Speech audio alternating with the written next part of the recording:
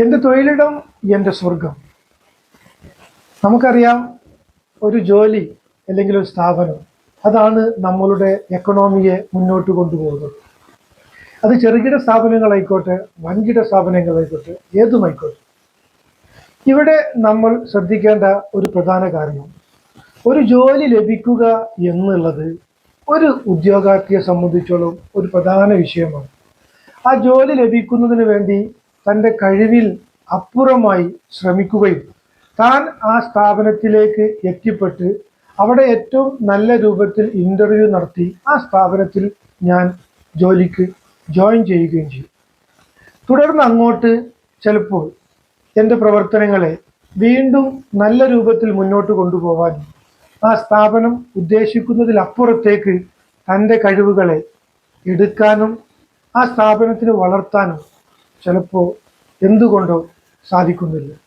അതോടൊപ്പം തന്നെയാണ് ഒരു ഓൺട്രപ്രണർ എന്ന നിലയിൽ താൻ ഒരു ബിസിനസ് തുടങ്ങി അതിലേക്ക് ആവശ്യമുള്ള എല്ലാ ഉൽപ്പന്നങ്ങളെയും കൊണ്ടുവച്ചതിന് ശേഷം അതിലേക്ക് ആവശ്യമുള്ള ജോലിക്കാരെ അതിനകത്ത് എത്തിക്കുക എന്നുള്ളതാണ് മറ്റൊരു കടമ്പ. ഈ ജോലിക്കാരെ താൻ നിയോഗിക്കുന്ന സമയത്ത് ഇത് തൻ്റെ ജോലിക്കാർ അല്ല, ഇത് എൻ്റെ സഹപ്രവർത്തകരാണ് എന്നും അതോടൊപ്പം തന്നെ ഞാൻ ഈ സ്ഥാപനത്തിനെ വളർത്തുന്നതോടൊപ്പം നമ്മൾ എല്ലാവർക്കും കൂടി വളരാം എന്നുള്ള വലിയ ഒരു മെസ്സേജാണ് നമ്മൾ നമ്മളുടെ ജോലിക്കാർക്ക് നൽകേണ്ടത്. അതോടൊപ്പം തന്നെ ജോലിക്കാരാണെങ്കിലും ഇത് എൻ്റെ സ്ഥാപനമാണ് എന്നും ഞാൻ ഇവിടെ ജോലി ചെയ്യുന്നത് എൻ്റെ ആത്മസംതൃപ്തിക്ക് വേണ്ടിയിട്ടാണ്, ഞാൻ ചെയ്യുന്ന ഓരോ പ്രവൃത്തികളും അതിലൂടെ എനിക്ക് സന്തോഷം ലഭിക്കുന്നുണ്ട് എന്നും ആ സന്തോഷത്തെ ഞാൻ ആനന്ദിച്ച് മുന്നോട്ട് പോകണം. അപ്പോൾ ഒരിക്കലും എനിക്ക് എൻ്റെ സമയം ഒരു പ്രധാന വിഷയമാവില്ല, എൻ്റെ ലീവ് എനിക്കൊരു പ്രധാന വിഷയമാവില്ല. മറ്റുള്ള എല്ലാ കാര്യങ്ങളും ഞാൻ ആ സ്ഥാപനത്തിൻ്റെ കൂടെ ചേർന്ന് നിന്ന് എനിക്ക് വളരാൻ സാധിക്കും.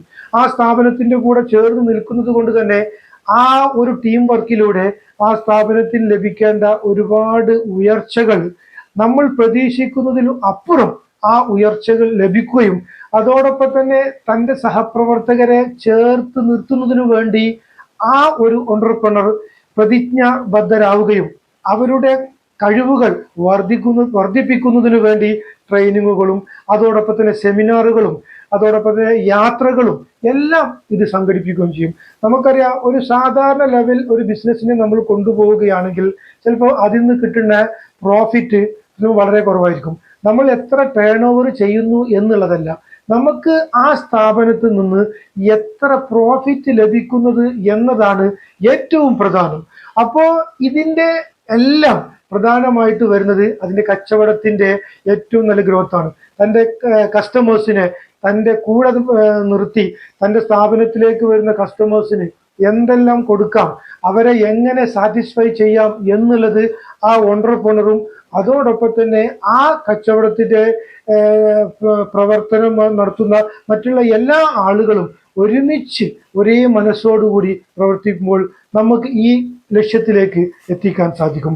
അപ്പോൾ ഒരു ഓൺട്രപ്രണർ എന്ന നിലയിൽ തൻ്റെ സ്ഥാപനത്തിലേക്ക് വരുന്ന ആ ഒരു ജോലിക്കാരെ ആ ഒരു ലക്ഷ്യത്തിലേക്ക് എത്തുന്നതിന് വേണ്ടി അവർക്ക് മാനസിക സംതൃപ്തി ലഭിക്കുന്നതിന് വേണ്ടിയിട്ടുള്ള ഇന്റർവ്യൂസ് ആണ് നമ്മൾ അതിന് ആദ്യം തയ്യാറാക്കി വെക്കേണ്ടത്.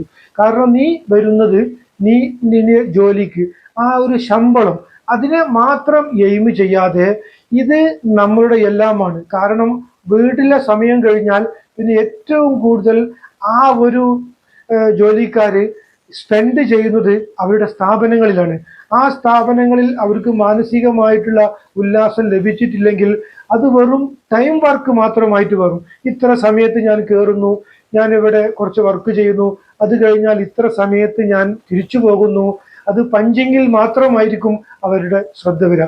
പഞ്ചിങ്ങിന് അപ്പുറം നല്ല ഒരു മൈൻഡ് സെറ്റപ്പ് ഉണ്ടെങ്കിൽ ആ ഓൺട്രപ്രണർ ചിന്തിക്കുന്നത് പോലെ ആ ഒരു മൈൻഡ് സെറ്റപ്പിലേക്ക് വരികയാണെങ്കിൽ അവിടെ കാണുന്ന ഓരോ ചെറിയ ചെറിയ പോരായ്മകൾ പോലും ഓരോരുത്തരും അത് ശരിയാക്കി വെക്കുകയും ആ ഓൺട്രപ്രണർ എന്താണോ ചിന്തിക്കുന്നത് അതുപോലെ ആ ഒരു തൻ്റെ ജോലിക്കാർ ചിന്തിക്കുകയും അവരെ ജോലിക്കാർ എന്നതിലുപരി അവരെ ചേർത്ത് നിർത്താനും അവരെ കൂടെ നിർത്താനും അവരെ അപ്ലിഫ്റ്റ് ചെയ്യാനും ഈ ഓണ്ടർപ്രണർക്ക് സാധിക്കും. അപ്പോൾ ഈ ഇന്റർവ്യൂ സമയത്ത് നിങ്ങൾക്ക് ഈ ജോലി ചെയ്യുമ്പോൾ ഇത് നിങ്ങളുടെ സ്ഥാപനമാണ് എന്നുള്ള വലിയ ഒരു മെസ്സേജാണ് കൊടുക്കേണ്ടത്. നിങ്ങൾ ജോയിൻ ചെയ്ത അന്ന് മുതൽ ഇവിടുന്ന് പുറത്തേക്ക് പോകുന്ന അവസാന നിമിഷം വരെ നിങ്ങൾക്കുള്ള എല്ലാം നൽകുന്നത് ഈ സ്ഥാപനമാണ്.